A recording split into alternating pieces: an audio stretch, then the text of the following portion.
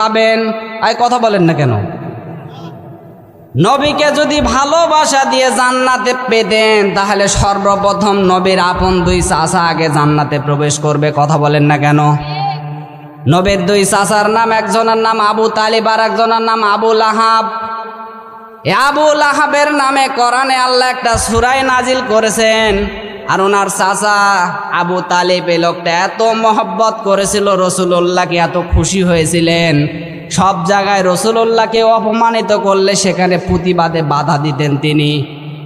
রাসূলুল্লাহকে ভালোবাসছেন। দেখেন তো, যে নবীকে দেখলে জাহান্নামের আগুন আপনার আমার জন্য হারাম হবে, সে নবীকে একবার না অসংখ্যবার দেখছে, গালে মুখে চুমা খাইয়েছে। এরপরও আল্লাহ কোরআনের আয়াত নাজিল করে জানাচ্ছেন, হে নবী, আপনার এই চাচা এই বেটা তো মুশরিক। কথা বলেন না কেন? শুধু ভালোবাসা দিলে জান্নাতে যেতে পারবেন? কখনই না। আমি এখান থেকে শিক্ষণীয় একটা বিষয় আপনাদেরকে দিচ্ছি। রাসূলুল্লাহকে ভালোবেসে জান্নাতে যেতে পারবেন না, আপনাকে রাসূলুল্লাহকে ভালোবাসা লাগবে, পাশাপাশি অনুসরণের মাধ্যমে। কথা বলেন না কেন?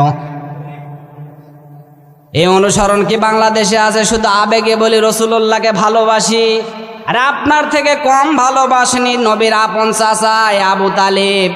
এত মহব্বত করেছিলেন, বিশ্বনবী অসংখ্যবার আসছিলেন যে, হে চাচা, শুধু একবার পড়েন লা ইলাহা ইল্লাল্লাহ, বলার দরকার নেই, শুধু আপনি বলেন আল্লাহ একজন আছে, এটাই আমি আল্লাহর সাথে ঝগড়া করে হলেও আপনাকে আমি নবী কথা দিলাম জান্নাতে নিয়ে যাব। পড়েন সুবহানাল্লাহ।